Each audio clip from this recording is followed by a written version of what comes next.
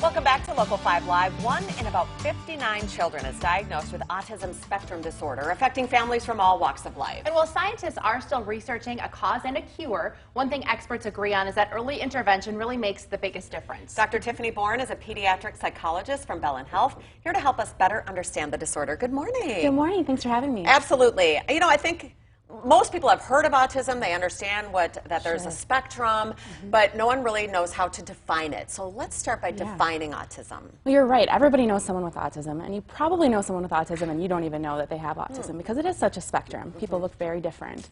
We say if you know one person with autism, you know one person with autism. Okay. But in general, it has a neurodevelopmental disability, which means it affects the brain, and it affects social communication and then what we call restricted and repetitive behaviors and interests.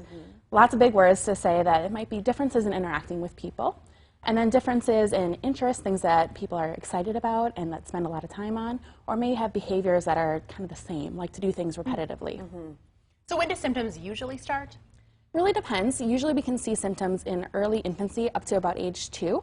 But because it's a spectrum, sometimes it's easy to see those symptoms. So it might be a child who's not giving eye contact, not really coming to a parent for comfort, seems to be in their own little world. But for some kids, we start seeing symptoms later on because this is when they're around other kids and we're noticing they're not really playing like Johnny and Susie are playing, or they're not really getting involved in those social interactions, or kind of not understanding what's going on when they're interacting with others. So what should parents of young children look for? What are some of the most common symptoms? So it's easy as a parent to be overly concerned because you're always comparing your child to someone else's child, and are they meeting their benchmarks? But if you're starting to notice that your child isn't starting to talk or isn't having those communication skills at the same rate as other children, that might be when it's time to start talking to the doctor.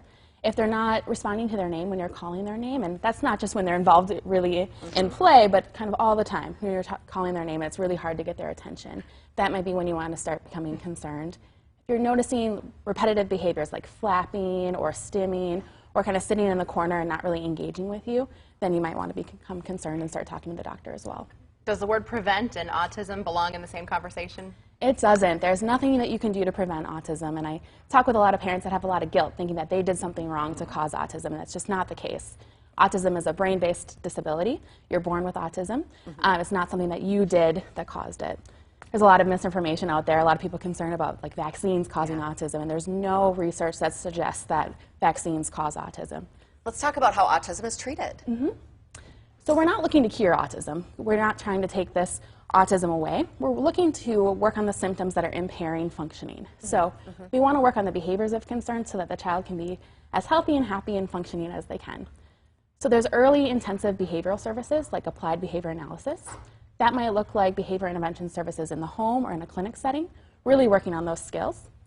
As a child becomes older, you might work on cognitive behavioral therapy, so working on anxiety, around autism, social skills interventions, and things of that nature.